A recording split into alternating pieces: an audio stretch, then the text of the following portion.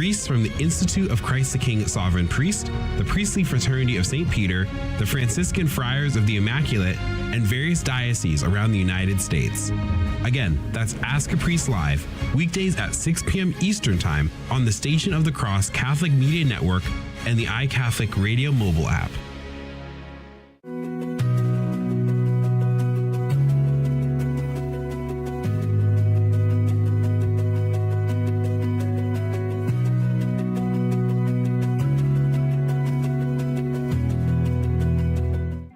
You know, I have never seen women, so many feminists who want to be equal, absolutely degrading themselves. And yet the media degrades your nature, your beauty as a woman, your goodness.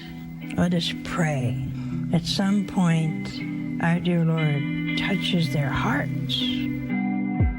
The Station of the Cross, proclaiming the fullness of truth with clarity and charity.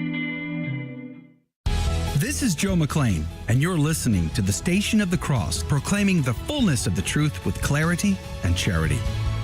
Heard around the world on your Android and Apple mobile devices. Go into the world and tell every man that you meet, there is a man on the cross. A Catholic Take. What you need to know right now. A bold synthesis of inspiration and information. Keeping you up to date on the news and issues from a courageous Catholic perspective. A Catholic Take with Joe McClain starts now. Praise be to Jesus Christ. Welcome back to A Catholic Take, a bold synthesis of information and inspiration. I'm your host, Joe McClain. Praise be to God. It is good to be on with you. There's a lot to cover today. Yesterday, we saw that there was a big LifeSite News announcement. John Henry Weston, by a 5-4 vote from the board, is no longer the CEO. We're going to be talking a little bit about this today on the program, maybe even in the after show a little bit. And a source is telling me it's not what's being speculated online. So hopefully we'll get into that more today on the program. But I also want to talk about the Epstein case because justice, where is justice these days, it seems? Are you still talking about Jeffrey Epstein? Yes. This guy's been talked about for years. He has. You're asking, we have Texas, we have this, we have all of the things. And are people still talking about this guy? Yeah, there is, because, you know, it's an injustice that's crying out for justice. And we're just going to toss it away. There's no victims. Then why was he convicted? Why is Ghislaine Maxwell in prison? If there's no client list, if there's no victims, then what are we even talking about? We're going to have Mike McCormick on the team at 14 past the hour. He is the author of An Almost Insurmountable Evil, How Obama's Deep State Defiled the Catholic Church and Executed the Wuhan Pandemic.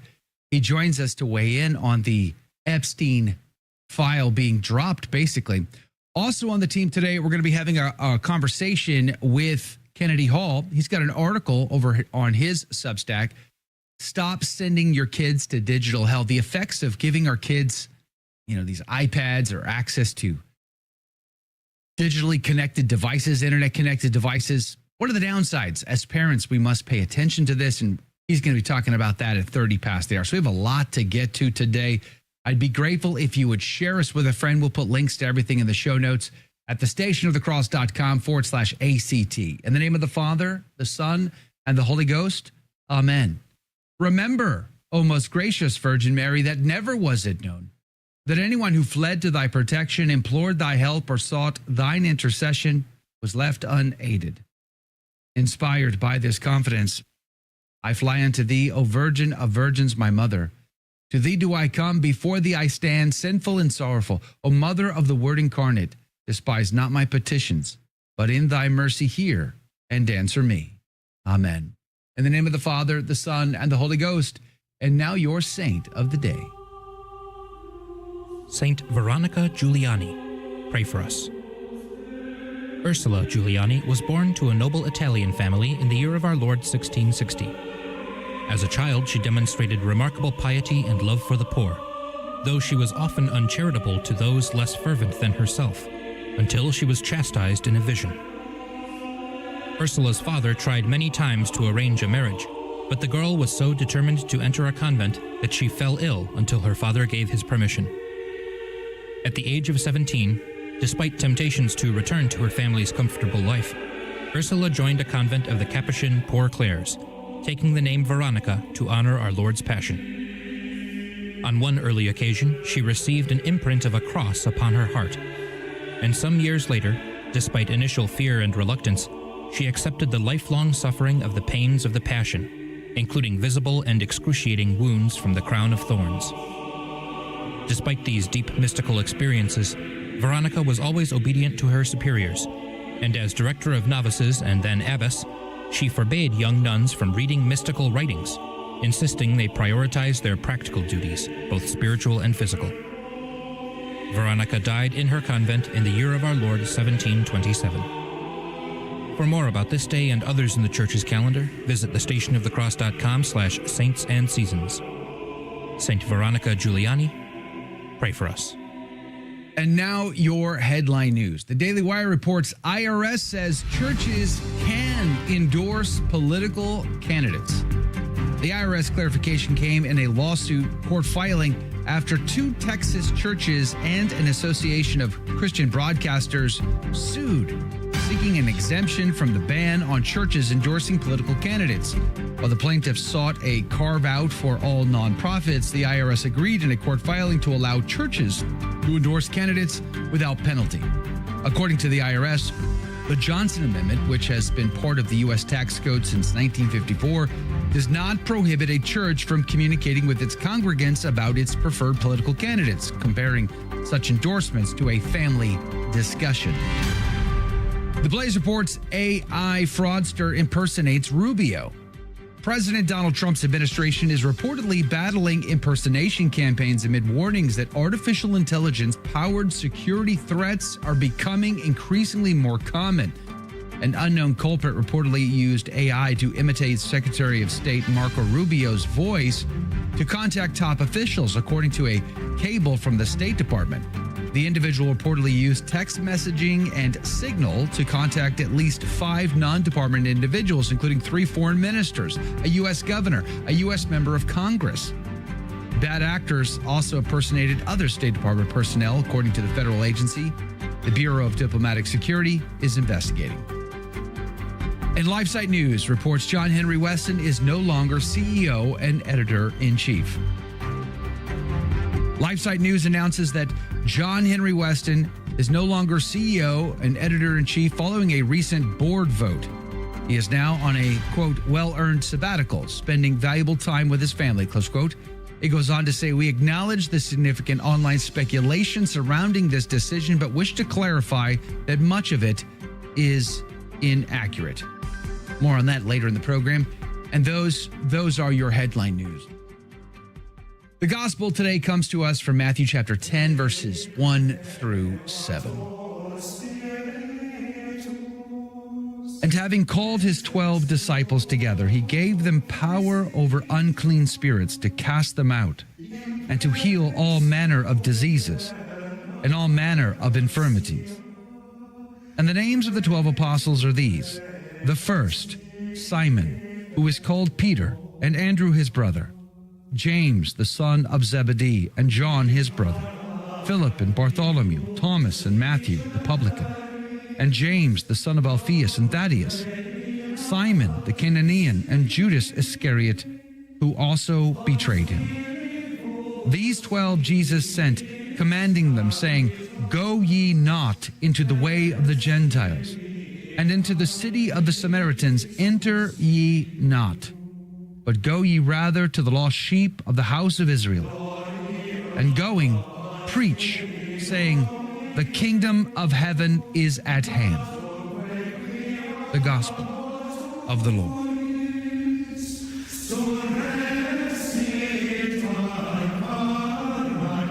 Laus tibi Christi.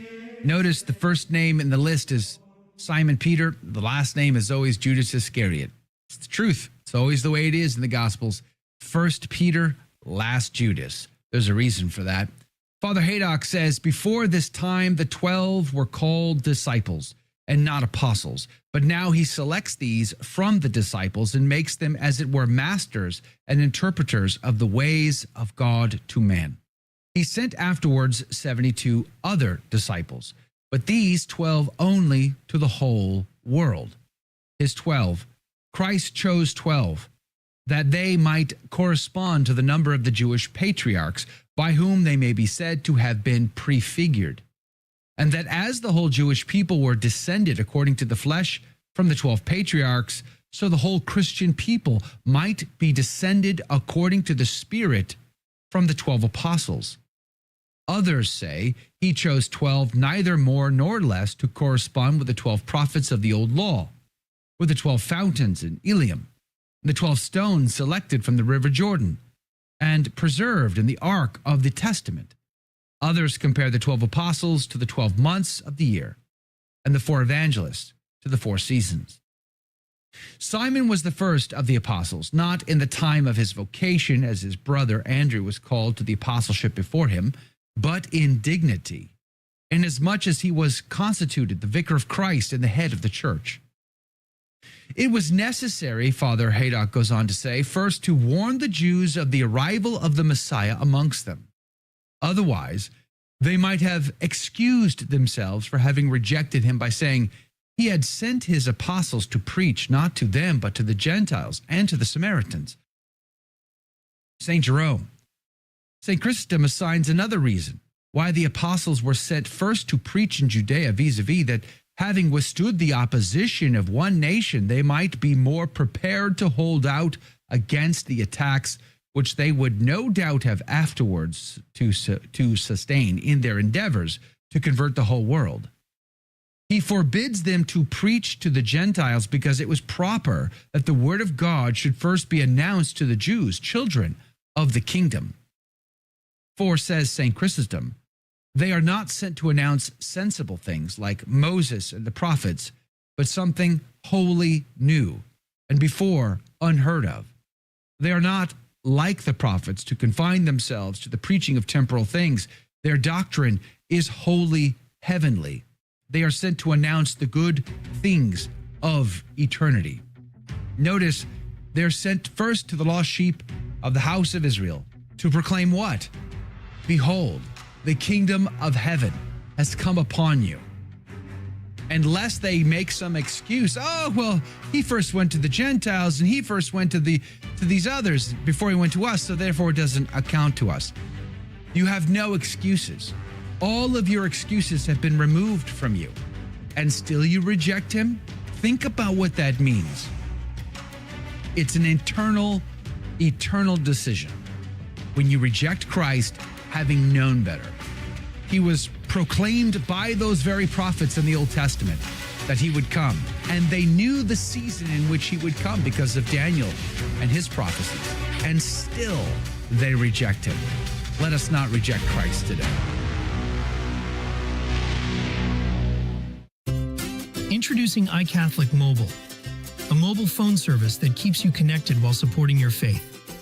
With every call, text, or web browse, a portion of your plan helps sustain the mission of the Station of the Cross Catholic Media Network to spread the truth, defend the unborn, and strengthen souls.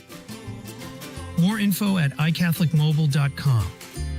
iCatholic Mobile underwrites for the Station of the Cross. Download the app to take our programming with you wherever you go. Hear what listeners are saying about the regularly updated iCatholic Radio app. The programs on iCatholic Radio are uplifting, educational, and have served to deepen my faith as a Catholic. Thank you for this amazing station. Download the free iCatholic Radio app in your Android or Apple store today. Please consider giving us a 5-star review or telling a friend about it.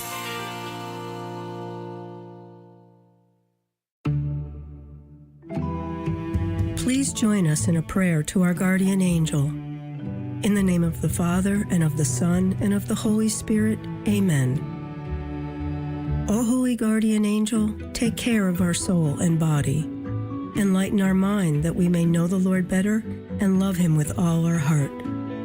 Help us in our prayers so that we may not give in to distractions. Assist us with your advice so that we may see the good and carry it out with generosity. Defend us from the insidious snares of the enemy and sustain us in temptations, that we may always be victorious. Remedy our coldness in our worship of the Lord. Cease not to protect us until you have brought us into paradise, where we will praise our good God together for all eternity. Amen.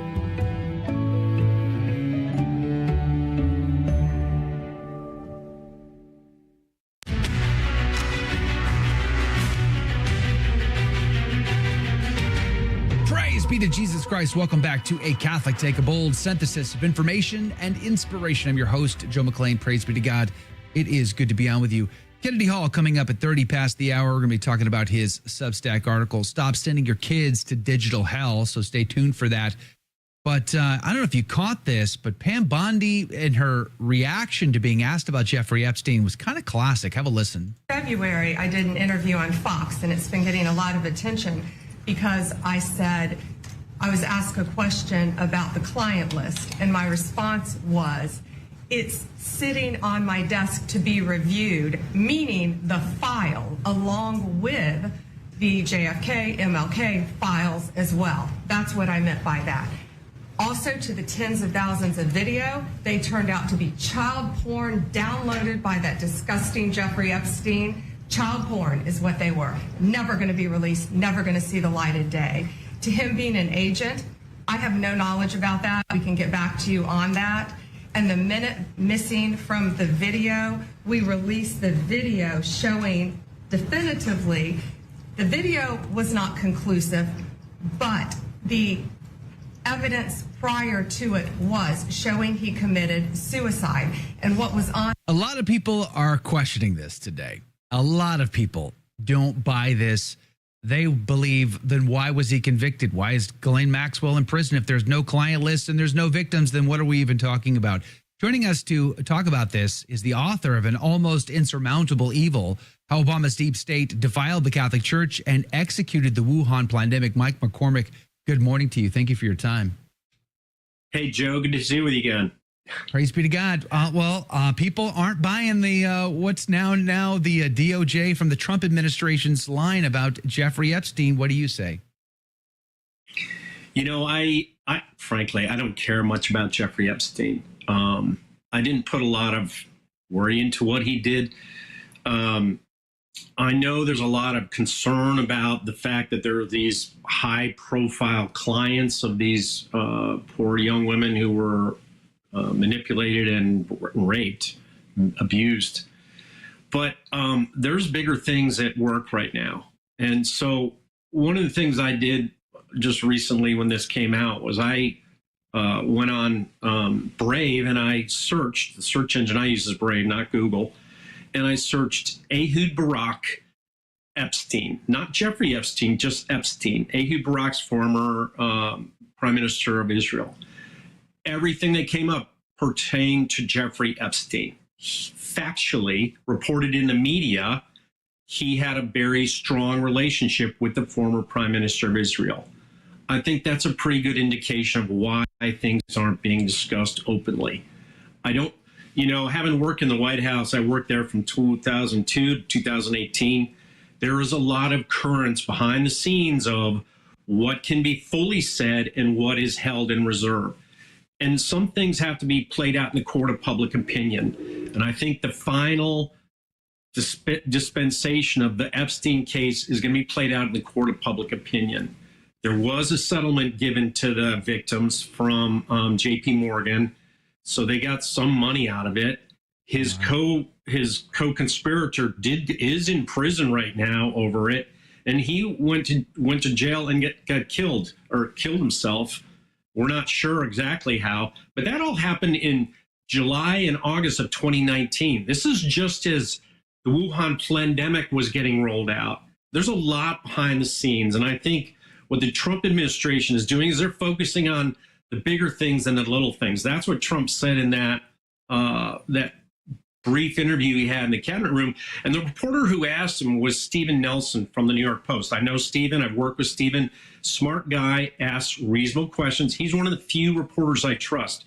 He's a stand-up guy. He asked the right question. He asked Pam Bondi, and Trump chimed in. So they're trying to get to the bottom of it, but I think this is one of those situations where it's going to take a long time. And if it's classified information, how do you get to it?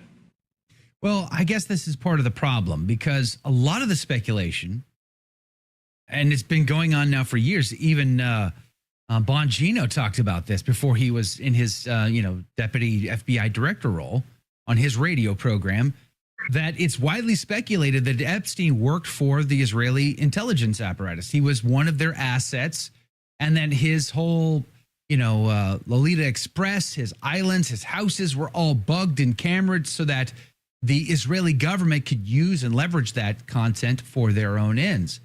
So I think America wants an answer to that. And Pam Bondi clearly punted the ball down the field when she responded to your reporter friend's questions. How are we supposed to take that? I mean, it just feels like we can pay the taxes. We can cover the bill that gives $1 billion to Israel every year, but we can't ask a tough question and get an answer. I think we're entitled.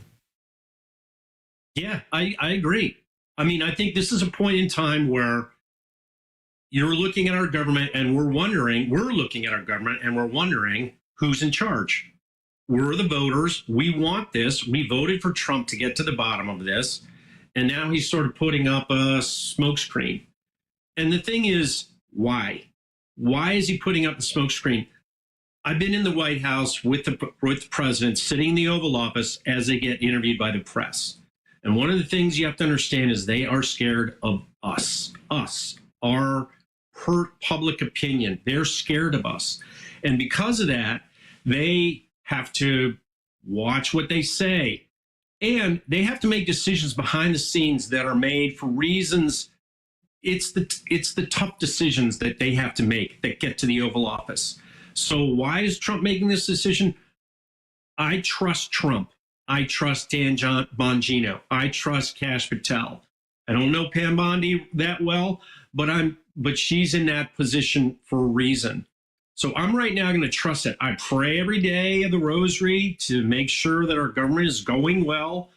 I feel like things are going in the right direction, generally in a big situation, in the big concerns. So what is Epstein really about? I think the court of public opinion is going to get to it. I've personally been trying to get in touch with the U.S. Department of Justice. I've reached out personally to Jean Pirro in her office, to Ed Martin in his office, to say, look, I'm a witness to crimes that are committed by Joe Biden and Jake Sullivan and the U.S. attorney who was supposed to investigate them, David Weiss, and I'd like to testify in front of a grand jury. And I don't hear back from them. So we're at a point where we have to our vote is what decides how our government is run. And as long as the elections are fair and clear, that we're still in charge. What this test tells us is there may be entities behind the votes that are more in charge than we are. And that's why it's got to be played out in the court of public opinion. I don't think Trump is doing the wrong thing. It's very public. He's putting it in front of the TV. Pam Bondi had to explain herself to us out of the cabinet room in the White House with him at her side. He's gone out and he's backed Bongino and Patel. So we've got to sit back and try to figure out what are the big issues here that are at work and at play. And we either have to trust in him and let that happen and see what plays out. I got to say, though, when I watched Donald Trump respond, he cut in. So the question was asked and he's like, I just want to say something. Pam's like, okay. And you can almost see the look on her face when he's making a statement. It's almost as if, let me just throw this on the desktop here and just show this to you. Epstein? This guy's been talked about for years. Everybody's looking at him like, oh boy, what's he going to say? But are you still talking about Epstein? That seems to be like the most naive question I've ever heard out of the supposed art of the deal guy. Why would you even ask that question, Mr. Trump? You know better. America is so sick and tired of the corrupt swamp that you promised to drain, and you're asking us why we're still talking about it? Because he was a blatant criminal, and we want justice, and we expect you, we voted for you to give us this justice, and now you're asking us to move on from it? I got to say, Mike, most of us are really disappointed by this. Yeah, I mean, I'm still going to, I'm going to back the establishment on this. I gotta stand that. When Epstein first got killed or died, I could see that it was. I thought actually it was suicide. Here's a guy who's very prominent. And all of a sudden he gets tossed in jail and he winds up dead. I don't know. There was a lot of speculation around it. I've talked about it, but it's a side of Washington that doesn't interest me. There's other more important things that I personally witnessed. We got attacked by a biowarfare event 5 years ago in 2000 that was released by what I think was our intelligence agency and our government that was working for Joe Biden. That's, to me, really significant. What Epstein did could be a distraction, could be a deflection. And so why are we going down that road? That's my question. And I kind of side with Trump on that. Why are we looking at this? There's bigger things at play here, really big things. And one of the things we have to watch is, what is our government? Who are we voting for, and why are we voting for them? And are our votes being tallied correctly? This is a pivotal moment in our government, but we've got to understand what our role is in it. And is it just to complain and ask for results, or is it to vote people in who will achieve results? And what are the results we're looking for? We got to really think it through. One of the things Kash Patel said before he became the director of the FBI is he said on day one, he thought the black book should be released, the Kennedy files should be released. In fact, he said there needs to be almost like a department set up that is constantly unclassifying these documents and releasing them to the public. So because Americans have been waiting for this sort of revelation for a very long time. And it seems like that's not something Trump could do. I mean, maybe he thought he could do, but now he realizes he can't. Can you peel back the curtain on that a little bit for us, Neanderthals? We don't understand. Why isn't it just as simple as, yes, I declassify that, release it to the world? He's the president, right? Yeah. Well, look, I'm going to tell you, I'm trying to get in front of them into a grand jury to testify about crimes that I personally witnessed. The only realm I have to do that right now is the court of public opinion, which you're thankfully having me on to talk about.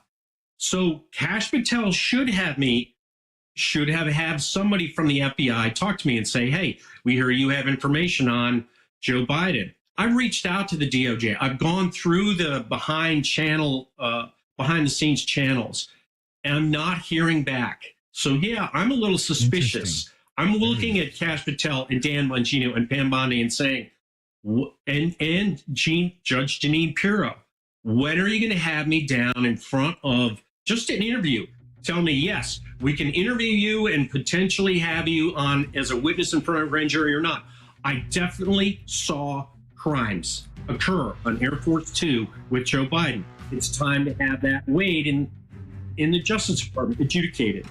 Amen. Mike McCormick, we're out of time, but thanks for hanging out and weighing in on this. Check out his book. We're going to put a link to it, An Almost Insurmountable Evil, How Obama's Deep State Defiled the Catholic Church and Executed the Wuhan Pandemic. We're going to put a link to that and others from his catalog in the show notes today at thestationofthecross.com/ACT. Mike McCormick, God bless you. Look forward to having you back soon. Coming up after the break, praise be to God in all things, we're going to have Kennedy Hall on the team. I still kind of want to weigh into the LifeSite news story, too, so there's still a ton of conversation headed your way. Don't go anywhere. More of A Catholic Take is coming up next.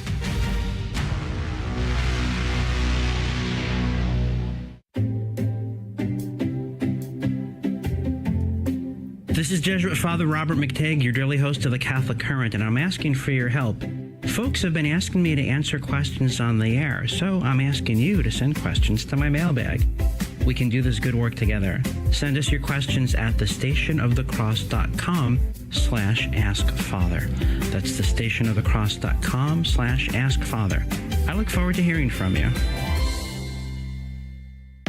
The Station of the Cross began broadcasting in Buffalo, New York in 1999. Since then, our listening areas have multiplied and expanded into several states. While our mission is to grow the Catholic faith through radio and other media outlets, our apostolate is supportive of but independent from your local diocese. Through your generosity, we are able to inspire countless listeners with the gospel and help lead them to a parish to be spiritually nourished by the sacraments. Are you looking for a simple, creative, and easy way to contribute to the Station of the Cross?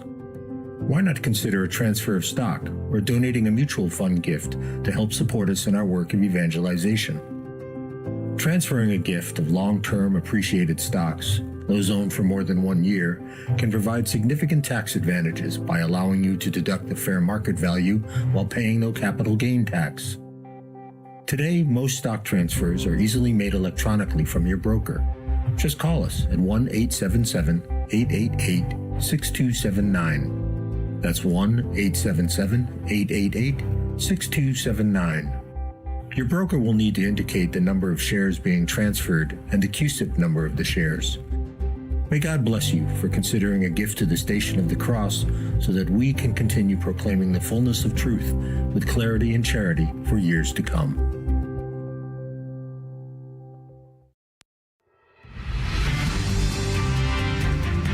Praise be to Jesus Christ. Welcome back to A Catholic Take, a bold synthesis of information and inspiration. I'm your host, Joe McClain, and here are your headline news. Just the News reports, Ag Secretary issues clear declaration, no amnesty. Agricultural Secretary Brooke Rollins yesterday issued an unambiguous statement affirming that the Trump administration would not pursue amnesty for illegal aliens and that it sought to achieve 100% American participation in the ag sector. The announcement comes amid reports that she and members of the agricultural industry had been lobbying the administration to either pass an amnesty for illegal farm workers or to pass mass deportations and raids on farms. Catholic News Agency reports 2 Midwest Catholic universities merge. 2 Midwest Catholic universities are merging in the hopes of making Catholic education more accessible amid decreasing enrollment numbers across the nation. The small historic institutions, St. Ambrose University in Davenport and Mount Mercy University in Cedar Rapids, have both had a presence in eastern Iowa for more than a century. The plan of this merge, they are saying, is proactive and not related to financial challenges.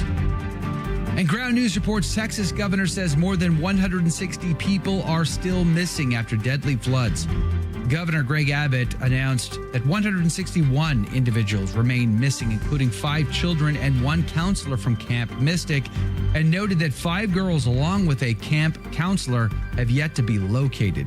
Rescue efforts continued amid hazardous conditions, while political debate arose over whether the NWS, the National Weather Service, staffing cuts affected warning effectiveness.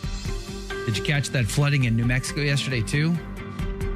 We still have a lot of prayers to make. And those are your headline news. Praise be to God in all things. There is a great article over on Kennedy Hall's Substack, Mere Tradition. Stop sending your kids to digital hell. The screens are killing your children. We're going to link to it for you today in our show notes, but you can find it, meretradition.substack.com. Kennedy joins us to discuss it. Good morning to you, Kennedy Hall. Good morning. Praise be to God. Good to have you on the team. Thanks for getting up early today. Hey, let's talk about your article here. You know, it's interesting. This is one of those areas that we see it crosses all kinds of boundaries, right? It's not just just in the Catholic Church alone. It's not like it just happens to Novus Ordo kids. It happens to trad. I've seen trad kids with iPads at mass, you know, and we see them in all sectors, rich, poor, everyone in between. It seems like it's a very big issue for parents. We give our kids these devices because we think it's going to help them, right? But does it? Yeah, this is one of those areas where you can actually find some pretty good stuff in the general secular realm from researchers and whatnot, which is rare because most of that stuff's become kind of woke or whatever. But yeah, there's a lot of, I don't know if you call it maybe a movement and awareness, whatever you call it, that the screens are having an effect. And I remember I started teaching. I'm no longer a teacher, but I started my first year of teaching was 2013, 2014. And I remember I was teaching a like grade 5-6 class. And there was one young lady who would be, in her 20s now or something, or late teens at least. And she came to me and she said, Mr. Hall, I can't read if it's not on a screen. And I thought to myself, well, this is silly. And then I talked to my colleagues about it, and they said, no, she has it's called an IEP, an individual education plan. I don't know the terms in different districts. She has an IEP where she gets to do all her coursework on her Chromebook and iPad because she has trouble reading on paper. And I thought to myself, that's not real. Like, that's not a real disorder. That's not a real, that's not a thing. And, but psychologically, obviously, she believed this. And, if she didn't have access to her thing, then she would not do well in her tests and she would get anxiety and blah, blah, blah, blah, blah, all these, psychology speak. And that was in 2014. And things have gotten progressively more insane. And, just I can say as a parent, we have computers in our house. Of course, I'm on one right now. We don't have cable television. We do have a little television set that we can play DVDs on. It's kind of up in the corner, not in the center of the living room. And, we don't have screens for our kids. They've obviously seen stuff on computers and things, but we don't give it to them because, quite frankly, I've noticed even when it's, like really rainy days or really long winter days here, and they watch a couple movies or something, even then their behavior starts to change. So I just, from a practical note, I can't even stomach the idea of giving them an iPad or something because I'm afraid it'll, turn them into awful children. And I really do think that's happening. And beyond that, just the behavior, the moral hazards are just insane. And I can't understand for the life of me at this point, especially Catholics, giving their kids screens. I think it's one of the stupidest things you could do. We have intentionally delayed giving our kids any access to the internet or devices in general. We waited till they were, older teenagers before we slowly introduced them into, little things here and there. We said, like you, we don't have cable television. We have a television set, but it's in our bedroom and not in the living room. And it is, for rare entertainments or what have you. But one of the things that I was thinking about when reading your article is just how bad it is for adults.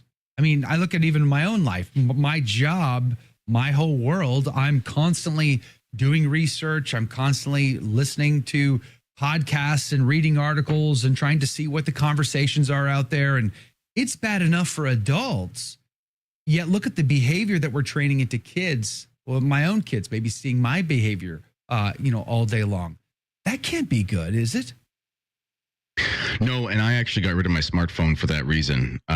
I work from home, and I'm in my homeschool room right now. My little 1.5-year-old is out there eating pancakes and with the other children, and so there are a lot of really great things that a smartphone can do from a business perspective. It's more convenient. You can be walking around, on a call, Teams call, whatever. You guys all know because you guys are plugged in for professional reasons, and it's great. But I realized to myself, one day one of my kids, I think it was my oldest son, he drew a picture of me sitting on the couch, and he drew a picture of me hunched over holding my phone.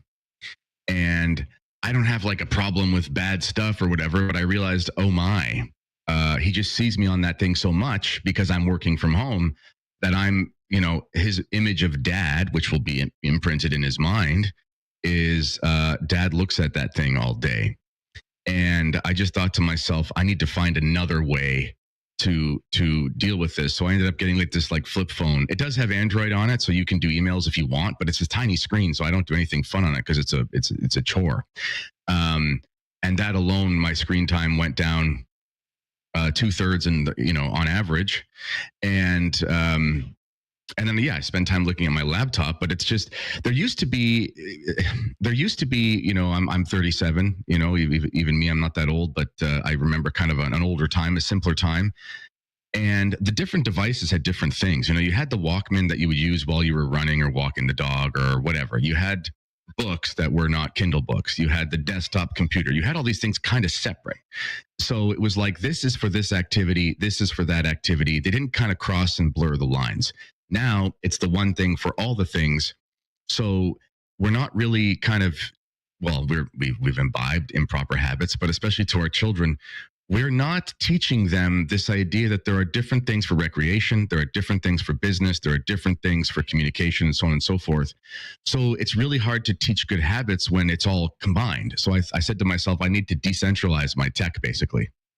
And I was very open with my children, and I said, listen, yes, Dad has been on this phone for like 3 or 4 hours a day. But you have to understand that a huge portion of that is emails and blah, blah, blah.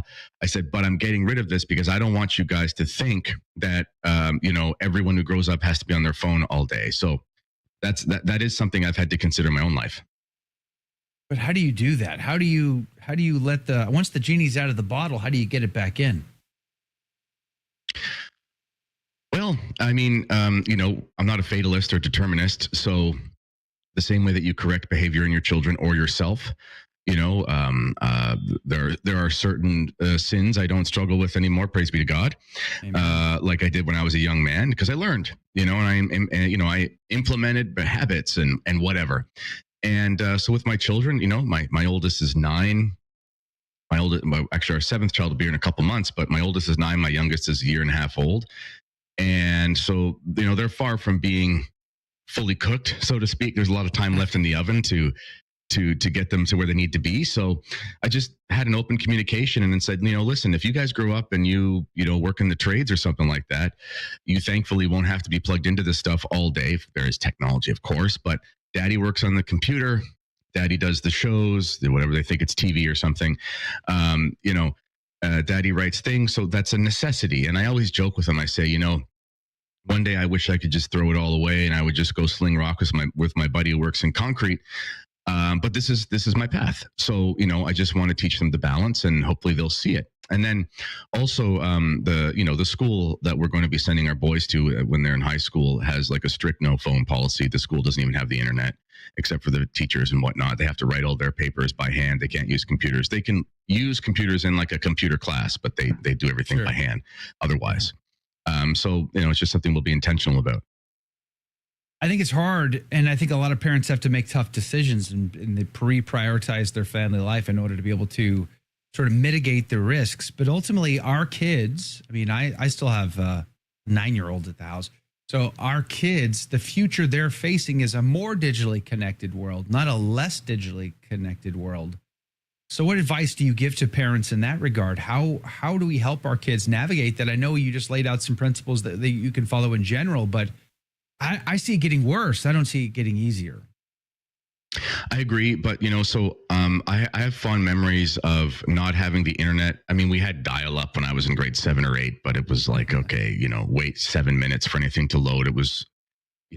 there was nothing, right? You just looked up the odd thing for like a project or something. But I remember going to the library on my own for a school project, Dewey Decimal System, all these things. And not just to be nostalgic about it, but from a very practical perspective, one of the things I realized when I was a teacher as well is that the kids who were raised with tech all the time were actually worse at using the tech than I was when I was a kid. Because the tech is based on like logical thinking and the systems that people used before the tech. And then they sort of made it faster within the tech. Google is like a super sophisticated Dewey Decimal System. I think even just from a perspective of wanting them to be better at it when they have to professionally, it behooves us to raise them without using. It's kind of like learning math without the calculator. You'd learn how to do that by hand. Eventually, you'll be a math wizard. Whereas the kid who grows up with the calculator won't be able to get to that higher level of theoretical algebra and calculus and so forth. Yeah, I had a professor tell me in college he wouldn't let us use the calculator because he says if you don't know how to do math, the calculator doesn't do you any good. Garbage in, garbage out. So he forced us to do everything the old-fashioned way manually, which was terrible, actually. So I got to say, a lot of parents are probably thinking that very same sentiment right now. Like the thought of we're going to have to go do everything the old-fashioned way in order to prevent our kids from having to become slaves to this crazy digital world we're living in seems overwhelming and a bridge too far. They just feel like maybe it's just not worth it in the long run. Easier to give a kid an iPad, keep them entertained, keep them focused so they're out of their hair so that mom and dad can get stuff done. Kennedy, why do you want to make their lives any worse? Well, because it's not the first time in human history where moms have had a lot of children underfoot and they've had to get things done. So it's clearly not impossible. Your kids will react to the environment you create. We have these little things called Yoto players. They're basically like a new fancy version of a tape player. They just have these programmable cards. And the kids can go grab whatever songs or storybooks or whatever we've put on them. They can sit and color a page and listen to it. For them, that's their fun tech. And that's just what we have in our environment. We don't have video games in the house, etc. So that's just what they're going to know. So parents can create their own environment. They don't have to give in to the pressure of the world. Intentions. I do want to follow up on that coming up here in 2 minutes. We're going to go to a break with Kennedy Hall's on the team. Stop sending your kids to digital hell. The screens are killing your children. Over on his meretradition.substack.com. We're going to put a link to that in the show notes for you. So coming up in just 2 minutes, I want to ask more about that. I kind of want to get into the conversation on LifeSite News as well, maybe even in the after show. I have a source telling me about how to interpret this other than the way it's being interpreted on X. So I want to kind of get into that still in the show and a lot more. Do us a favor, though. Share us with a friend. We're going to be back in 2 minutes from now. Don't go anywhere.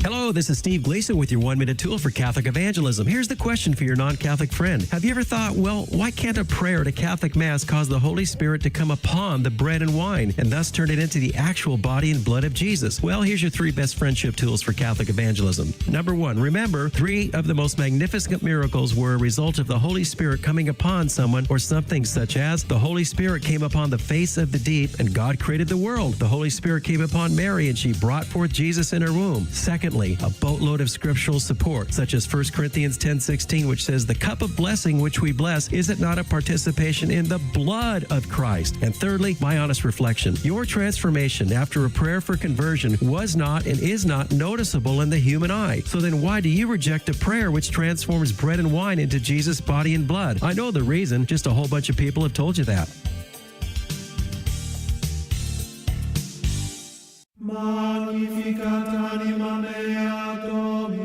If the cares and anxieties of life are weighing you down, come to the St. Thomas More House of Prayer and allow the Lord to refresh your soul. The St. Thomas More House of Prayer is a Catholic retreat center devoted to praying and promoting the Liturgy of the Hours. You'll find a tranquil atmosphere that's ideal for deep prayer, whether as an individual or for a group retreat. We're located at 365 Hill City Road in Cranberry, Pennsylvania. Make your reservation today or learn more at liturgyofthehours.org. You can also call us at 814-676-1910. That's 814-676-1910. We would love to help you experience the Liturgy of the Hours and discover the prayer that will change your life.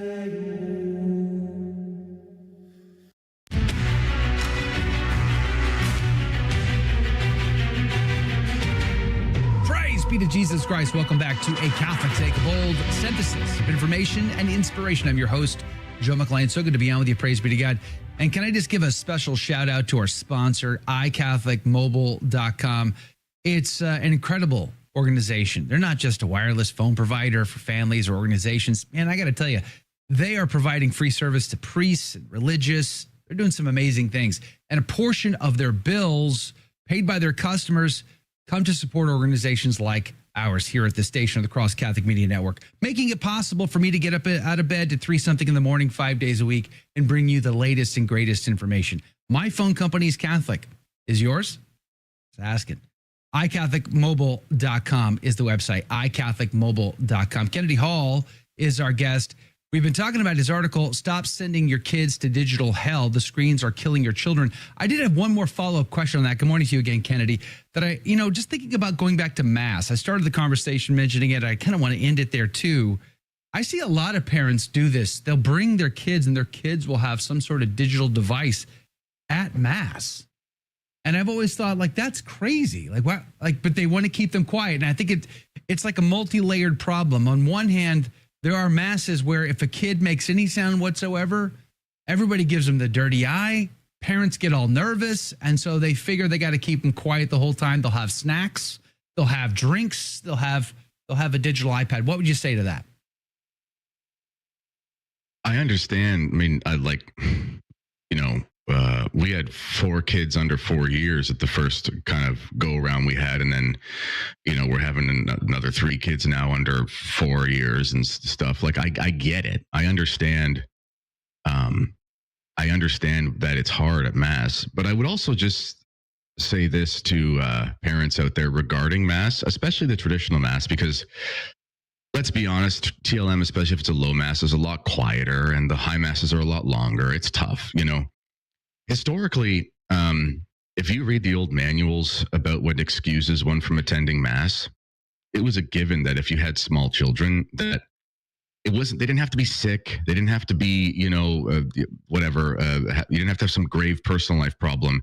It's just impractical to go to every single liturgical service for the same amount of time as everybody else. Historically in the European countries and even in America and Canada, when there were multiple Masses at the same church every day, generational living, that sort of thing, it was common that parents would go to Mass, they'd come home, grandparents would go to Mass, things like that. So obviously we can't all do that, but the other day on First Saturday, it was Mass and then benediction. I didn't even bother, I didn't even bother trying to stick around with my 1.5-year-old who was, haranguing and whatever during benediction. So I just walked around the block with the stroller and prayed the rosary, while my other kids served and prayed during Mass, because that was just what it was. I don't, there's certain things you just can't expect a little child to do because they just can't do it. So if you're giving them some sort of artificial device to try to make them do something, it's like, well, there's this sign that they can't even do that thing anyway. So just cut your losses. And, your primary state in life is your children. And if you have to walk around or you have to go separately as a family, that's what Catholics have always done. But don't cave into the distraction because, quite frankly, then they're going to associate going to church with watching whatever thing they're watching. And that's not good either. It has to be the old school. Mass is really hard when you have little kids, and kids learn the hard way to sit still, and you learn the hard way to be patient when they won't sit still. And we all kind of grow through the cross together. But don't try to pacify it because that's going to lead to greater consequences. Patience. Have you been talking to my wife? Has she been telling you stories about me? I don't know. I am a very patient person. Just ask Jake. Actually, don't ask Jake about that. Just go with it anyway.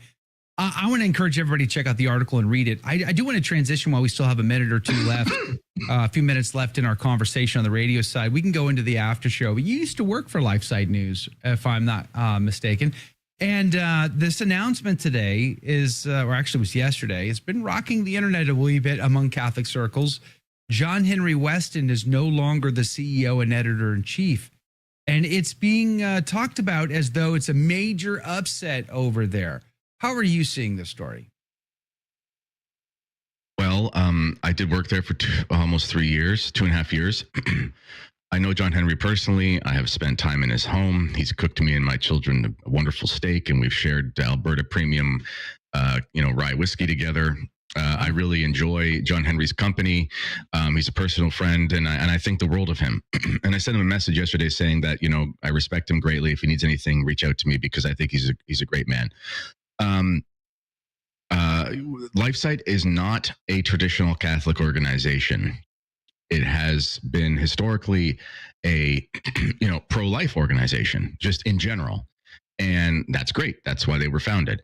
And the staff in general of LifeSite has, like all of us, in the last, since the Francis pontificate and so forth, has asked a lot of questions, and many people have kind of changed their opinions on certain things to do with how do we view the papacy, how do we view the liturgy, all the things that people have been struggling with. Everyone has.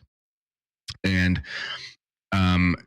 LifeSite has had to try to deal with that because it's an organization has a lot of turnover, because journalism always has a lot of turnover. And there's a reason why in movies, old school movies with like the journalism bullpen and stuff and papers, everyone's smoking and everyone's an alcoholic. Because trying to be a journalist is like not natural. I mean, it's not, I don't care if you're left wing or right wing.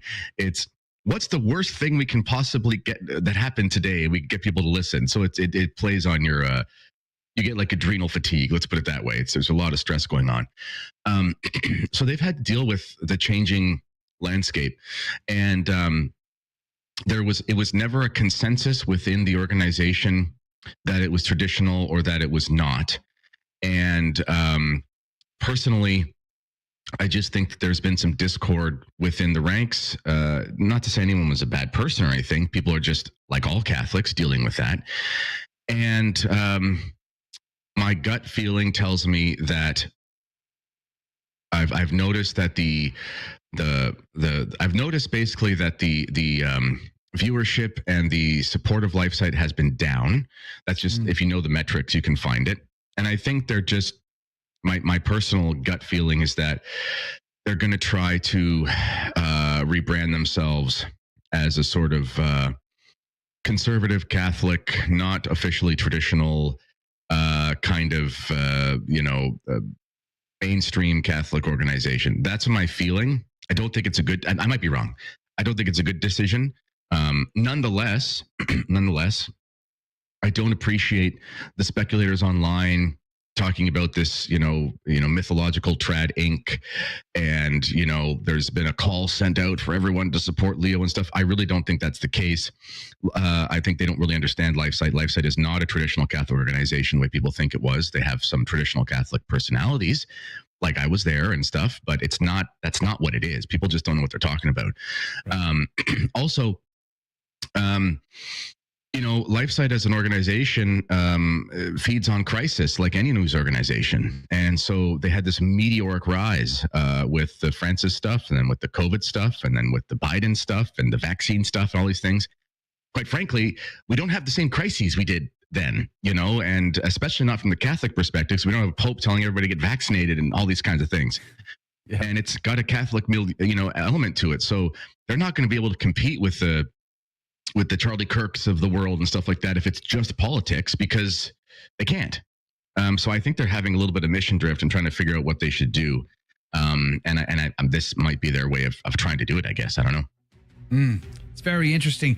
I have a source that I've been somewhat communicating with who's given me just a wee bit of insight into it, and I'll share that in the after show here in just a moment on the live video streams. If you want to be a part of that conversation, continued conversation, you got to be on, I guess it's YouTube. You got to be on X, or no, you can't be on X because you can't comment there. But you can comment on YouTube. You can comment on Facebook, our Telegram group for the ACT Insiders, which in order to get access to that, you got to be on the email list.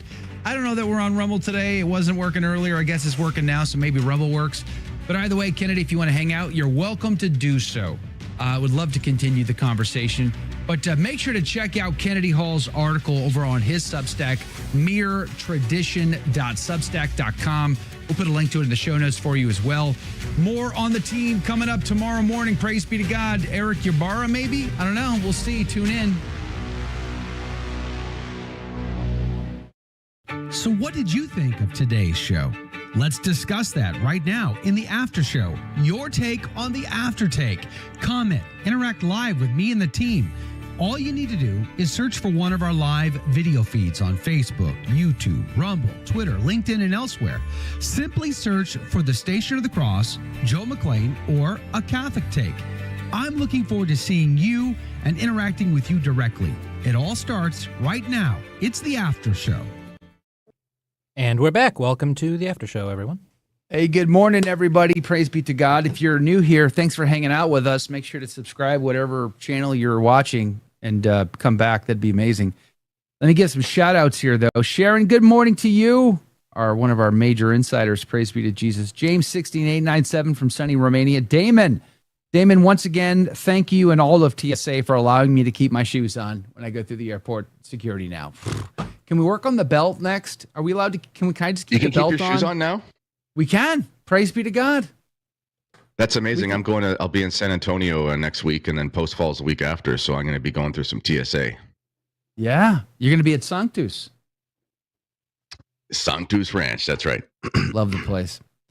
Jane Steves, good morning to you. Yvonne, Eileen, Mateus from sunny California, good morning to you. Praise be to God. Low Key is here. Good morning to you.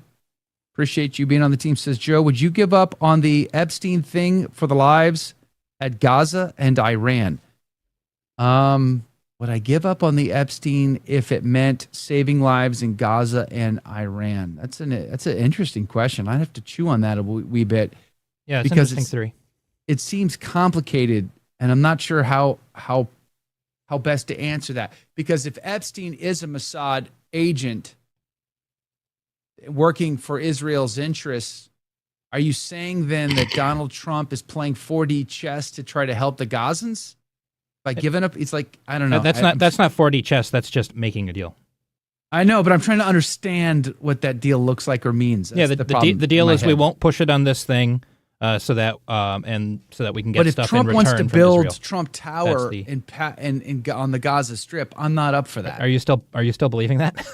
No, but I'm trying to illustrate the point that, like, what does Donald Trump actually want? Do you know? Can we say clearly? I can't. I don't know what he actually wants with the Gazans. Oh yeah, he wanted them to go to other countries. No, I'm sorry.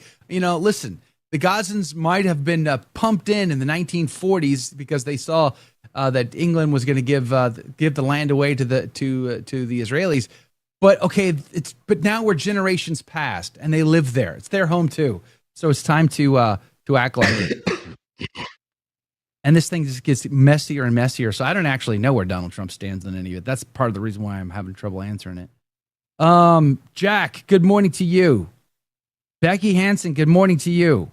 Mateus says, if you pack salt in your luggage, it will appear as an explosive. That's not true. I bring salt every time I bring exercise salt every time I travel in little baggies. And so far, nobody's even accused me of bringing drugs across, so it's all worked out. I was just going to say, you use little white baggies of white powders in your luggage. TSA really needs to step up their game. Yeah. I actually don't use the white stuff. You're going to be the only one still bad for you. You're going to be the only one they're still going to tell to take your shoes off. I use of course I use great salt, pink Himalayan. I mean, like, that's the only way to go. Okay, Catholics don't like Catholics who use that processed salt. It's bad for you.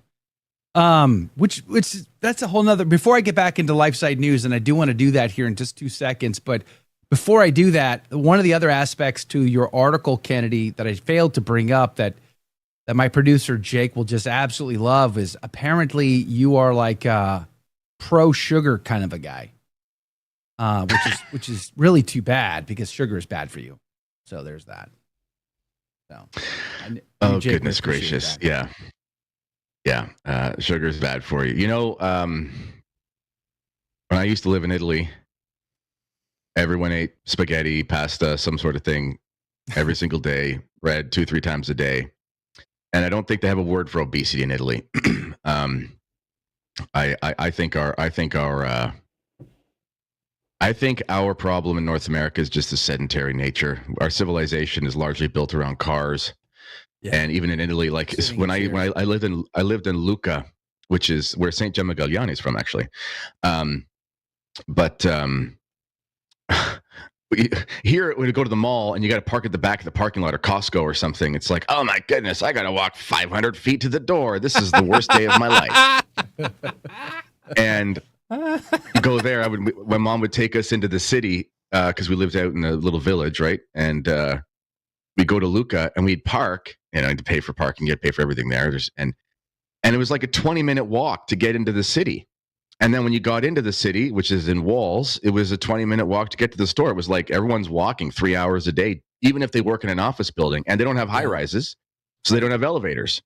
I think that's a big part of it. Yeah, agreed.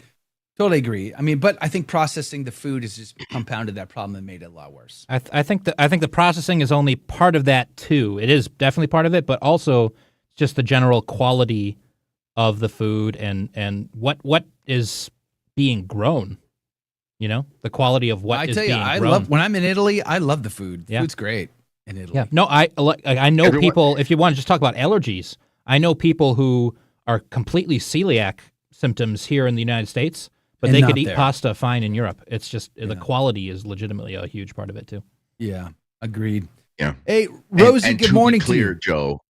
Yeah. To be clear, Joe, I did say in the article that it was ironic that the people were anti-sugar for their kid, but they shoved an iPad in their face. And I said, maybe let your kid do a cake smash when they turn one, and don't making give them an iPad. excuses. You are all in for vaccines, dyes, Listen. processed foods, and everything. That's why I'm reading your article, okay? You're I am clearly sponsored by a Big Sugar. shill. You're a shill for Big Pharma and Big Food.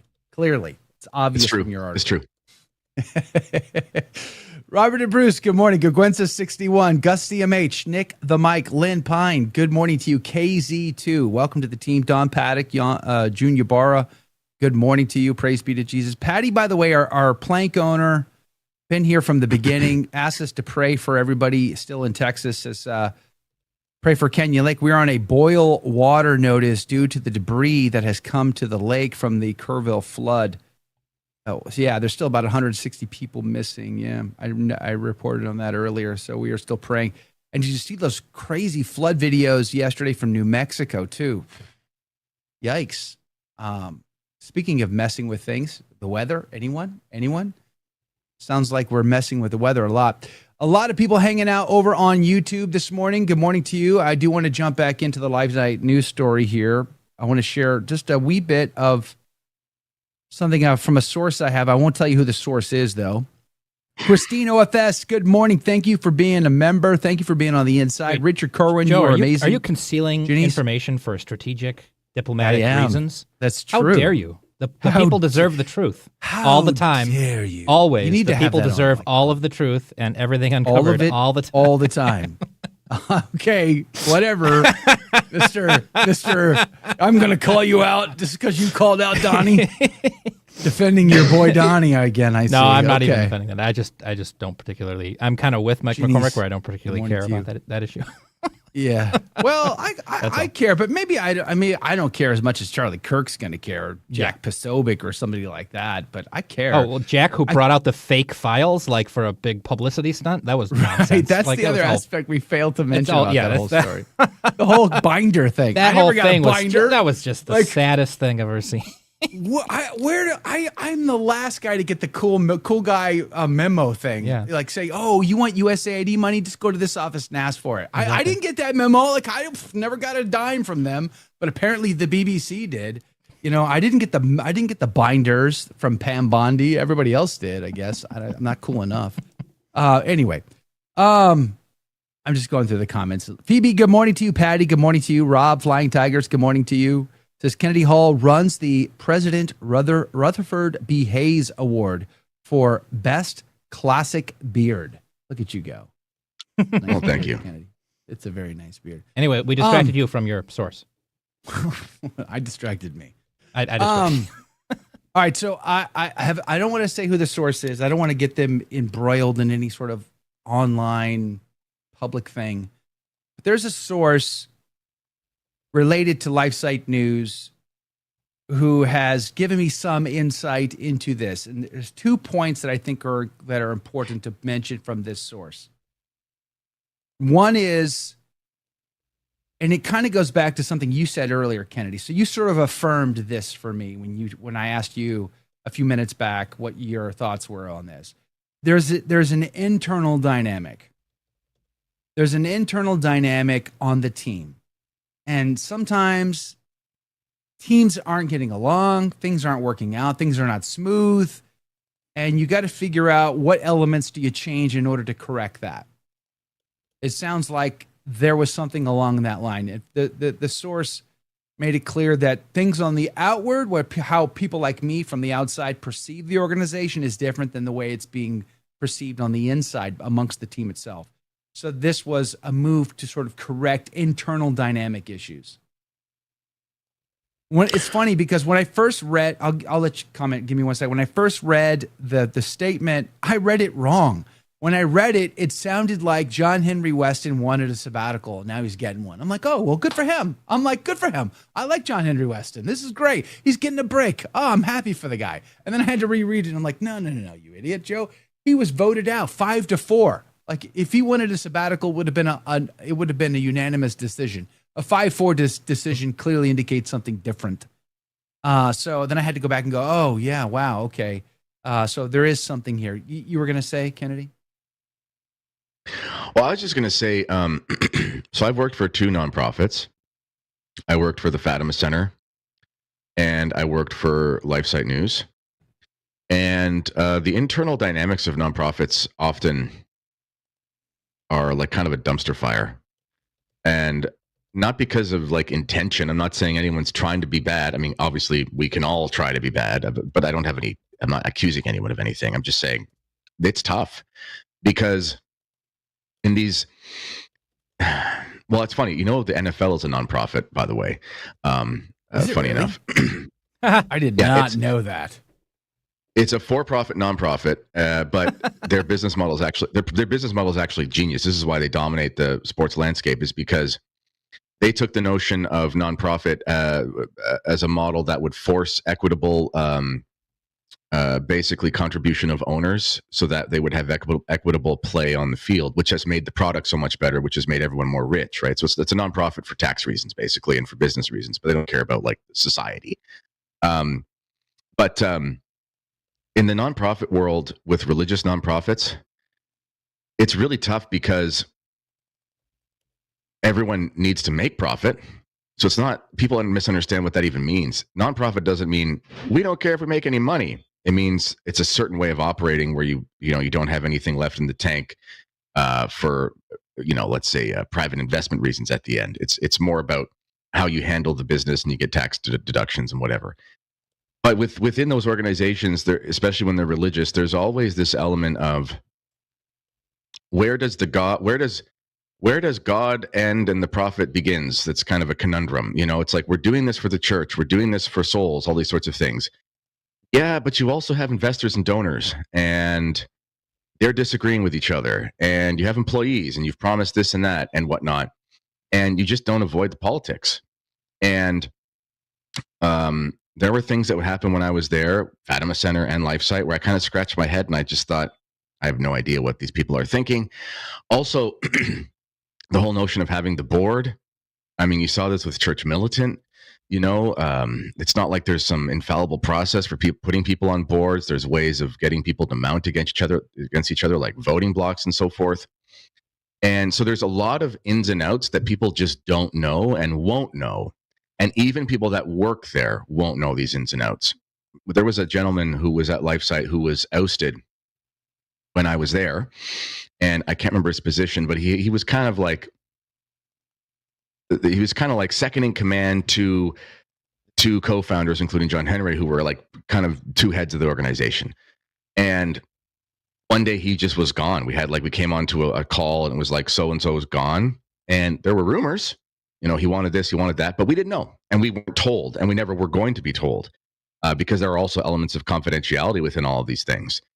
So I would just hesitate people from saying they know something, because quite frankly, unless they were privy to the internal conversations between the various parties, and even if they're an employee, I was an employee, and there are just lots of things you will never be told.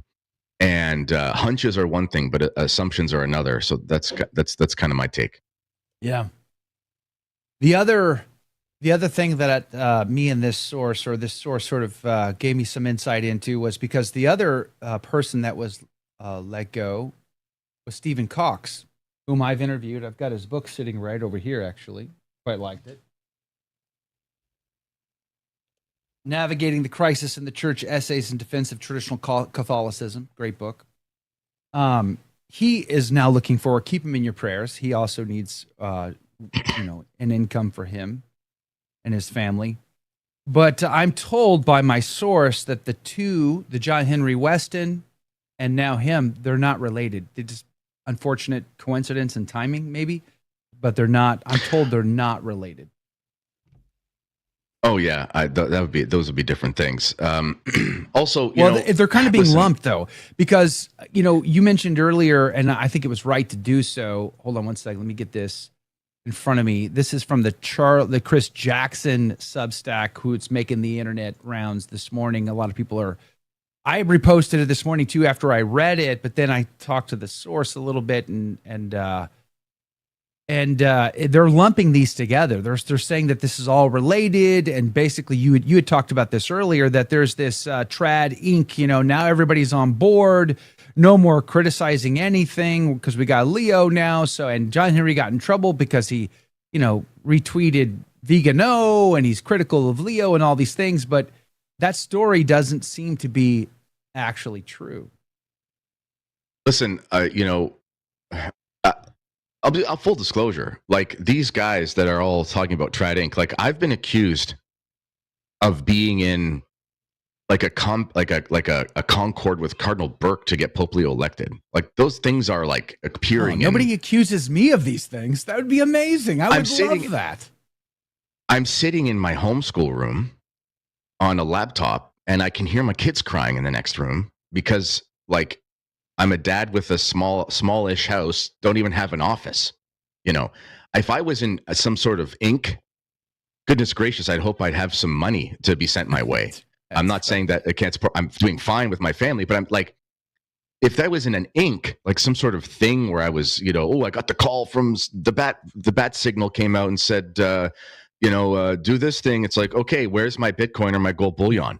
Like, right. Where's my apartment? Where's my apartment in Rome? If I'm going to be in cahoots and like risk my eternal salvation to like commandeer a conclave, for goodness sake, as a layperson, I don't even know what that means. They think I'm some sort of like patrician nobleman in 11th century Rome. I don't even know what the heck they're talking about. If I was in some sort of Inc. that was like doing stuff, I would please like an apartment in Rome. I would like it to be close to the Vatican so I could visit there every day. I want free pass. Like, I'm just saying, there is I hate to use the term conspiracy theorist because most conspiracies turn out to be true, or at least partially true. Let's be honest. But there is an element that guys get so into their head and they don't have any primary sources. And then they start accusing other people of stuff. And they also accuse people of being like, for example, I haven't really come out and said anything bad about Pope Leo. I don't actually talk about the Pope very much. People think they lump me in with the whole, on Trad Inc. Anthony Stein. I love Anthony Stein, but his thing is not my thing, and my thing is not his thing. We're just different guys with different temperaments and interests, and that's fine. People do different stuff. If you actually look at my channel, I used to be accused of always bashing Pope Francis. One time I actually did a show responding to some guy, and I went through like my last 30 shows, and like one of them was on Pope Francis, So I just don't talk about the Pope very often. And then when Pope Leo was elected, obviously it's big news. And I was like, all right, I have some thoughts that might be positive. I'll put them out there. And then that was it. I haven't talked about him since. And they're like, oh, you're part of this Trad Inc. and you're not criticizing because you got the call. And I'm like, I didn't get a call from anybody. And I prefer to talk about whether or not there were giants in the Old Testament, because that's what makes me happy. And I don't really care about, who he appointed for this or that. I just don't care personally. And but if I don't bash him, then somehow I'm part of this like conspiracy, and it's like, just give it a break. They're just losing their heads. Some of these guys, I have to be honest. Oh yeah. Richard says, Joe, I'm a nonprofit, as most of my money is gone by the end of the first week because all these companies I use expect to be paid. Yeah, I'm definitely in the nonprofit category myself, Richard. So welcome to the team, my friend. Good morning to you. Laura says, I'm not traditional or not even sure what it means to be one. Come to think of it, I don't know what I am, but I love Jesus and I believe in the Holy Eucharist and real presence of God. Well, that's a good first step. Praise be to God. Beverly Hamilton, good morning to you. Really, Phoebe, good morning to you. Says that video was amazing, Kennedy. That's so Phoebe's sending you some shout outs there. Okay, so there a few more, I think, follow-up questions here on the John Henry Weston LifeSite News story. One is, he's the co-founder of this organization. Do you see any parallels? I was watching Avoiding Babylon last night. Actually, I wasn't. I go to bed early. I got up early and I watched Avoiding Babylon. they were sort of creating a parallel with the whole Veritas fallout, and you might even say church militant fallout. You know, Michael Voris is church militant. No Michael Voris, no church militant. You know, what's his name was Veritas. You know, when he left, he got ousted, Veritas went away. Do you see the same thing for LifeSite News? Is John Henry West in LifeSite News? Certainly he's the face of LifeSite News. LifeSite News has sort of two sides to it, though. People don't realize that the article side, you know, we're talking about, I don't know, 3 to 5 million reads a month. You know, when I was there, so, you know, if I had an article that would go viral for like be top trending on the website, you know, it would be 200,000, 300,000, 400,000 views or reads, and so a significant portion of LifeSite doesn't actually watch the shows. But from this perspective of the face of it in the media outside of print, because John Henry wouldn't write that many articles for them, right? He used to, like he started it and he would write all the articles because it was like him and Hillary White and whatever for like 10 years. And Steve Jalsevec used to write a ton of articles as well, but they have, you know, like 20 journalists at this point or something pumping out 2-3 articles a day. And so there's two sides. So yes, on the one hand, certainly the face of it as far as media is concerned, but on the other hand, there's a huge side that's just written. And you know what? They had a marketing change when I was there, and they brought in a guy who used to work for TPUSA, and he brought in that very like TPUSA mentality and wanted to capitalize on, you know, the social trends and all these kinds of things. And then that's when they really started to push media in a certain way. But it hasn't, I don't know if that guy's still there. I have no idea.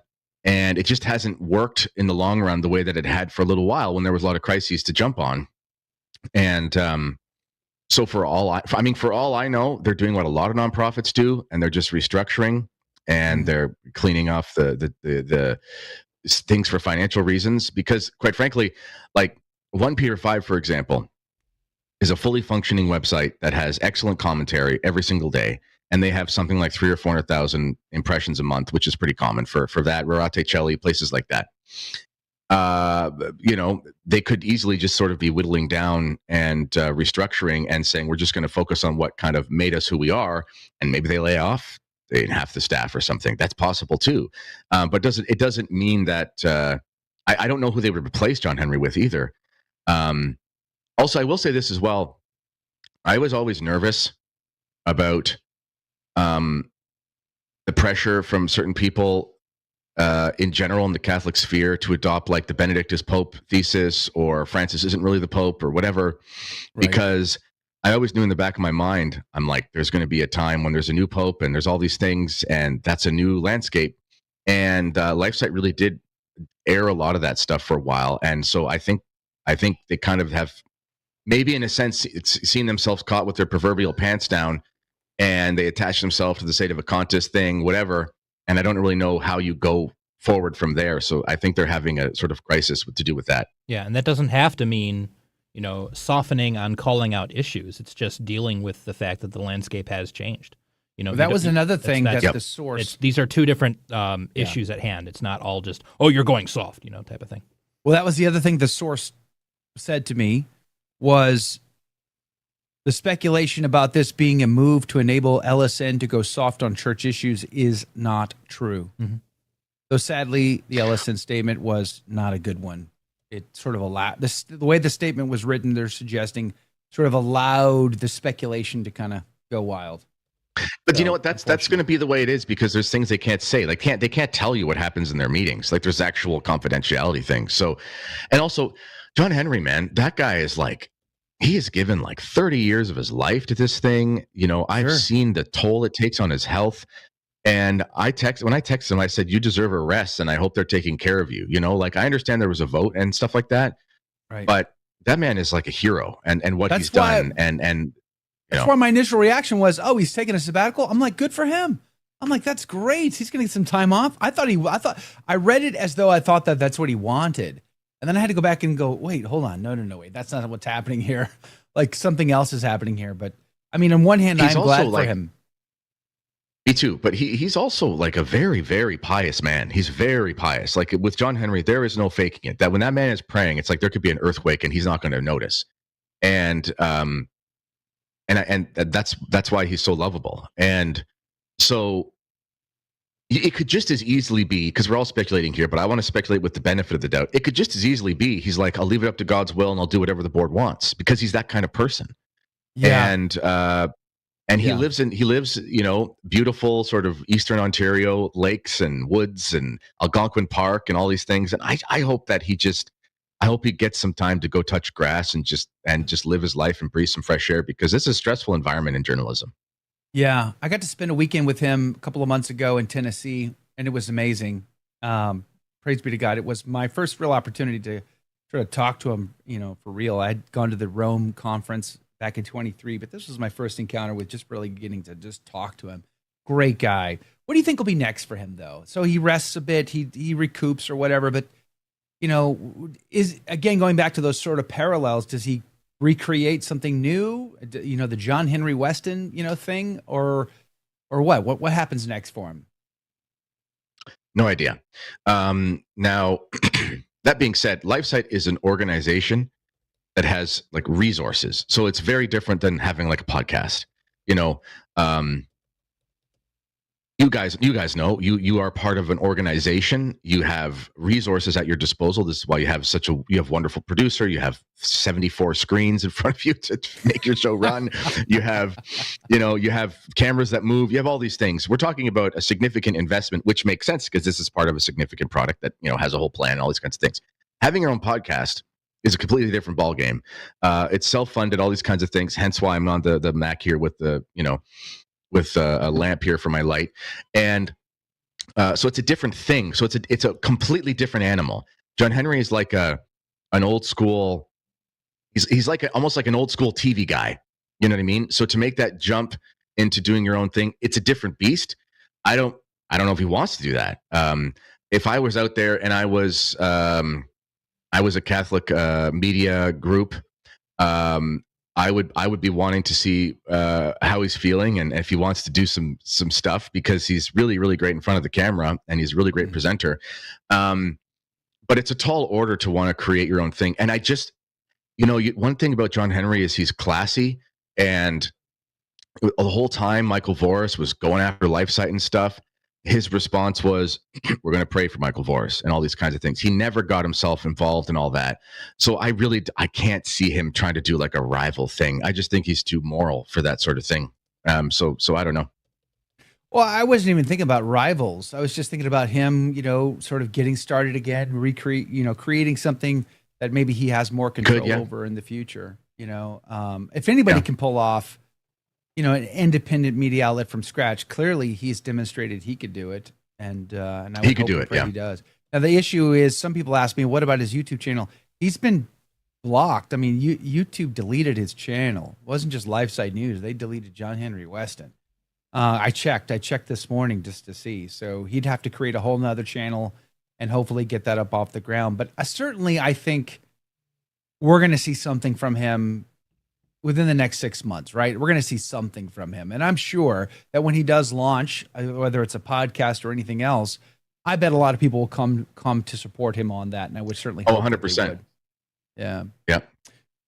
Janice, good morning to you. Says, hopefully we'll see John Henry West on his personal YouTube channel. Yeah, I think he's going to have to create something new, though, because they were getting deleted for violating community standards, but they don't ever tell you which standard you violate when they punish you. They just they keep it as vague as possible, which is absolutely mind-blowing to me, making it that much harder. Hey, Phil Gonzalez, good morning to you. Thank you for hanging out. Patty B, good morning to you. Appreciate you being here. I saw Rockstar's back. You've been watching my walk and talk videos, huh? Well, that good old footage of me wading through nasty, disgusting floodwater back in 2016. Yeah, that was... I never even told my wife. She didn't know about that till much later. I'm afraid I was going to have hepatitis B from all of that nastiness. But anyway, we survived it. Beverly, good morning. BP Coke, good morning to you. Appreciate you guys being on the team today. Dave's Jew 93. Welcome back. Good morning to you. Great video, Kennedy. Flying Tigers Rob says LifeSite News will likely lean more moderate now, like National Catholic Register, to broaden their demographic base. Anthony from Avoiding Babylon was talking about that. I don't think that's the move, and I don't think they're going to do that. You know, it's like you said, Kennedy, earlier. How do you compete with Charlie Kirk? How do you compete with like the Blaze? You know what I mean? Like a lot of times I covered the Epstein story today. I cover politics all the time on this channel from my Catholic perspective. That content generally doesn't do very well. The kind of content that does very well for me is the content where I'm talking about Catholic issues. You know, this will probably do very well. Talking about this issue of LifeSite News, not the Jeffrey Epstein story. So if I try to compete with those other outlets, there's no way I can win that. I don't have the credibility. I don't have the sources. I don't have none of that stuff. So you figure out what you're great at, and then you double down on that. That's how the content game is won. So I don't believe LifeSite News would be in their best interest to all of a sudden try to compete with the National Catholic Register. Like, they'll lose on that game. They don't have the reach that EWTN has. EWTN's a massive organization. It's the largest religious broadcaster in the planet. They have a massive reach. So why do that? Why bother with that? And this is something I used to say because I've been in the EWTN radio world for a very long time now, going back to 2013 full time, and even before that. And I've been saying it to all of my colleagues in all those years. When Church Militant was stirring the pot and they hated them, I said, hold on, Church Militant has a seat at the table. They're talking about issues that we don't talk about. I'm glad they're talking about them. Someone's got to talk about them. We're, hey, the Psalm of the day, making you feel warm and fuzzy. That was our whole shtick. Never rock the boat, never say anything critical, just go along, make everybody feel good about it. That was our shtick in that world. Well, Church Militant was talking about more serious topics that nobody else was. I'm like, that's good. I'm glad they're doing it, because if they didn't, nobody would.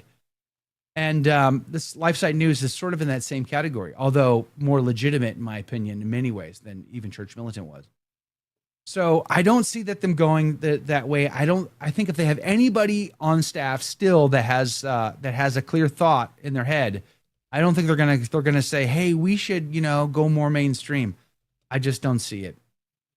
I think they'll lose, and I think it'll become obvious very quickly. If LifeSite News is going to continue, then they have to figure out what they're great at and double down on that. Now, maybe there's an effort to be more balanced or more, fair, or maybe there's an argument for that. Like maybe the argument is, well, we're too critical of Leo too soon. If that's the argument, which I don't actually think that's the argument, but if that's the argument, then maybe there's something to be said there. Like, we can still call a spade, but not like do it with a sledgehammer, that kind of thing. But at the end of the day, also, I don't see him changing. Go ahead.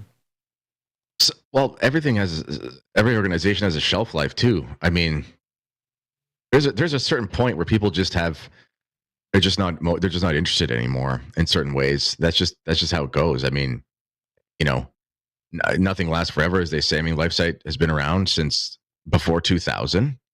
We at one of the staff meetings, we had like screenshots from the archive of the old LifeSite site with like Netscape Navigator and stuff like that. I mean, they've been around for a long time. That's great. And everything has a shelf life. I mean, it's not like, again, this is the issue with the nonprofit and the religious world is difficult because it's like it's nonprofit for tax reasons and for funding reasons, but it's also like for profit, and it's attached to a mission that this is lay people. This isn't like of the church, so to speak, which I'm not criticizing. I'm just saying that's what it is.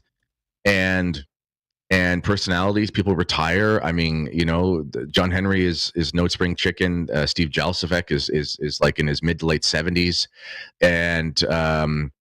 and that transitionary period is tough for any organization. It just is. It doesn't matter if it's Buick or Ford or Apple or whatever. It's just, I don't know why I said Buick. I haven't thought about Buick in years.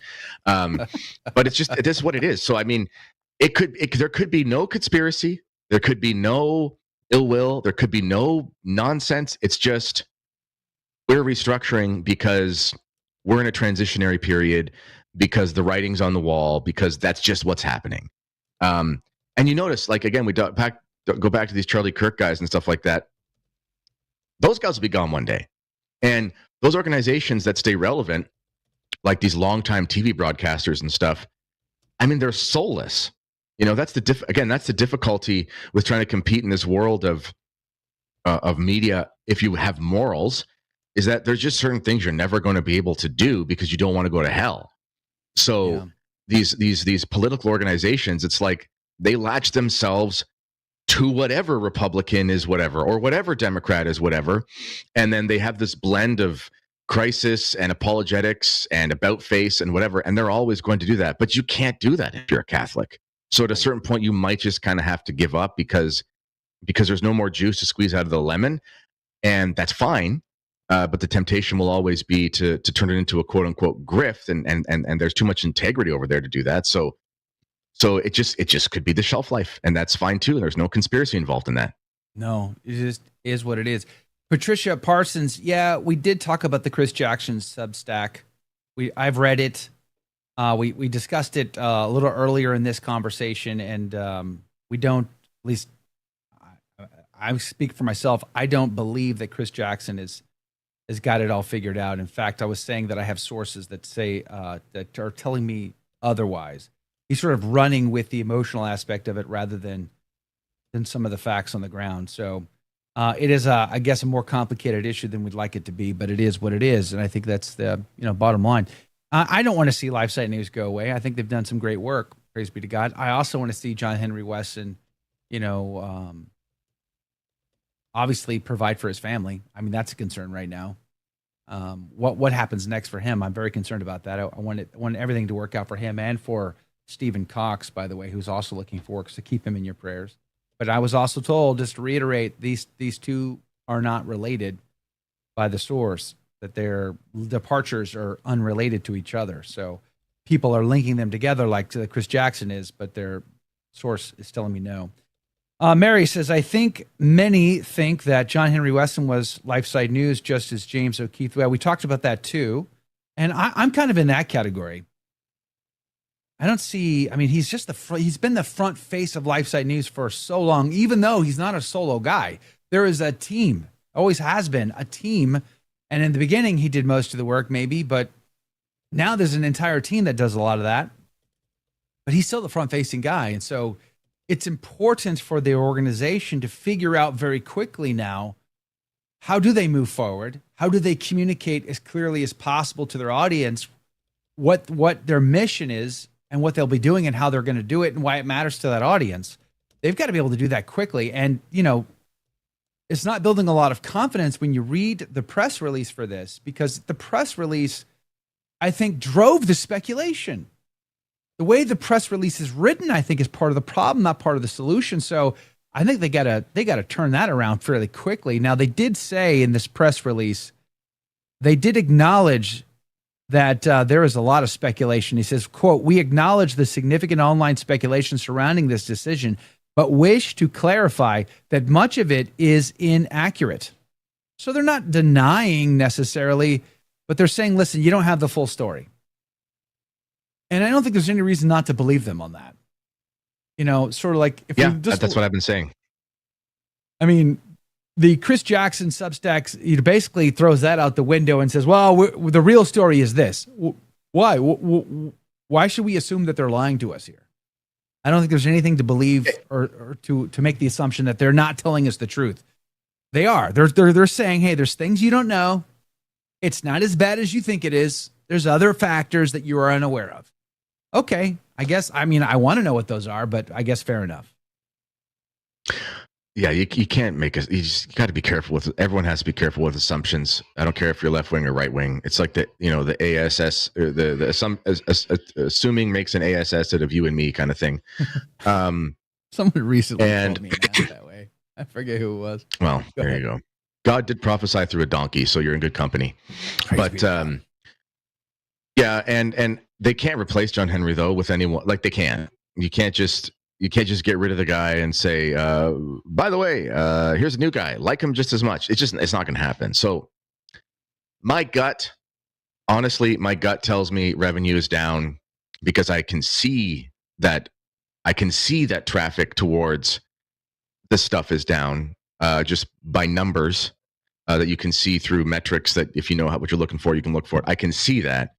And so, I mean, maybe if they're trying to bring in another guy to be the JH, I think that's very unwise. My gut tells me they're restructuring and they're going to sort of go back to what they always did before the media side became a huge part of it. And I wouldn't be surprised if there are a number of layoffs.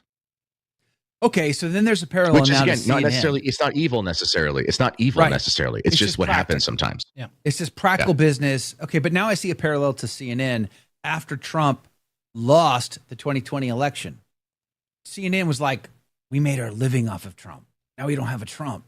What do we do?" And then they started laying off people, right? So their staff was being shed like crazy, and because their revenues were down and their viewership was down. They survived it because they're a big organization. Maybe they can absorb a big punch like that. But can LifeSite News, can they shift to survive if they were living off of the Francis pontificate? I guess is my question. And you seem to be thinking maybe not. No one can. This is why, like, so when I was a school teacher, and then I didn't want to be a communist COVIDian jackboot or whatever, so I decided Seems unreasonable of you. So I transitioned into other, and I saw the writing on the wall, and I thought, okay, I got to get out of this. And I had sort of a soft landing, and then Fatima Center asks me to make videos because I had been writing a weekly blog for them, and it was very gracious of them, and I said, sure, I'll do that, And then because of that time, it's like if you put COVID, Great Reset, and Fatima in the title of any video, it was like 100,000 views just for showing up, Right. And that was just how it was. And then I just sort of realized, I said, for whatever reason, I said, this isn't going to last forever. And so I got a stable job, like a stable income working for LifeSite as a journalist. I was very grateful. They were very good to me. I have no complaints. It was a good place to work. I learned a ton, especially Dorothy McLean, one of the editors over there. I used to call her Professor McLean. She's actually she's the kind of woman as far as her literary chops, like Penguin Books could pick her up and say, edit the bestsellers and whatever, and she could do that. She's a legitimate bona fide. She's amazing. English I get to hang out savant. with her in Rome. She's the best. But she's also just a faithful, traditionally minded Catholic woman. So she just wanted to do something that her conscience could handle. So that's why she would do that, and that makes sense. But I learned a ton from her. And then, circumstances in my own life, largely my wife, when she got hurt, I had to take a leave of absence to take care of her and the children and whatnot. She's fine now, but it was a rough time. And I just, reassess things as you do. You got to move on sometimes. And that's what I had to do. And, but I realized when I started doing the YouTube thing, I was like, friends of mine said, do the Kennedy report and do the news stuff. And I was like, okay, because that's kind of what I was doing with Fatima Center. And so I did. And I just thought to myself, there is no way that I can do this. I don't have the stomach for it. I can't do the whole breaking news thing. Some people can, and that's great. I just don't have the stomach for it. And I realized I had to, in a sense, kind of like restructure my expectations, what sort of thing I wanted to do. So I decided it's like, all I want to talk about is traditional Catholicism, which is a big enough thing, but it's niche. And I said, that's fine. I'm just going to find the niche, and I'm going to be in that niche and be happy about it. And I'm very happy I did that personally, because I've seen, a variety of online Catholic creators and stuff and organizations rise and fall because they were attached to the, if Pope Francis bleeds, it leads. And that is gone. And people get tired of things, and people have short attention spans. So you have to, and then you look at people who are on the ascendancy, like Dr. Kwasniewski. His Substack is like a major bestseller on Substack, and he talks about the liturgy 17 times a day. I'm not criticizing him. I'm just saying that's what he does, and it's amazing. And he doesn't have to rely on a news cycle because he has not made that his audience, and that's tough. Yeah, absolutely. We all have to find our piece of the puzzle, of the overall Catholic puzzle, and how we best serve, and then we need to just double down on that, whatever that is. And certainly I think there's still a role for John Henry Weston. I think there's still a role for Stephen Cox. And I'm going to pray and support them, obviously, when they start to figure out what comes next for them. I also would support LifeSite News. I don't think you should be turning your back on LifeSite News or being angry at them or whatever and sort of compounding this problem. I think it would be a sad day for LifeSite News to no longer exist in the Catholic media world. I think that would be a loss for our team. Yep. So we need to keep them. We need to keep them going. I don't know all the details, and I'm not going to press my source for all the juicy details either, because I don't want to put them in any situation publicly. I don't think that'd be fair to them. So just keep everybody in our prayers today for that. But we're going to wrap this up. Kennedy Hall, so good to hang out with you, my friend. Thanks for hanging out. You know, I think you and I need to do a celebrity Catholic boxing match for charity. Okay. You box, I box. You're young, I'm old, so you have the huge advantage over me. But I think it'd be fun to do at a men's conference.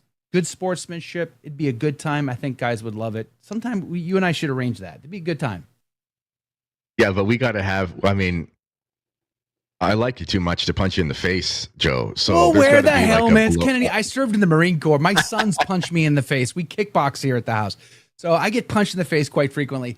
You know, we'll put the helmets on. We'll put the mouth guards. We'll have all of the accoutrement. We'll do it. We're not going to kill each other. We're just going to have a good time with it and do it for, we'll have to come up with some good charity to do it for. It'd be fun. We're not going shirtless though. We're wearing the singlets. We're not going shirtless. Thank you. That was going to be one of my also. It's like definitely not going to go shirtless on the deal. But we'd have a fun time doing it. It would be fun for all, hanging out, being men, and showing good sportsmanship. I think that would be a nice opportunity. So let's work on that sometime. But enjoy your travel. Okay. Enjoy keeping your shoes on through TSA.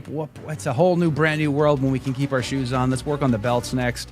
Thanks for your comments on LifeSite News. You weren't planning on that, but I was glad we got into it because everybody's asking about it. But God love you, Kennedy Hall. Make sure to check out his meretradition.substack.com website. We'll put a link to it in the show notes, and we'll be back tomorrow.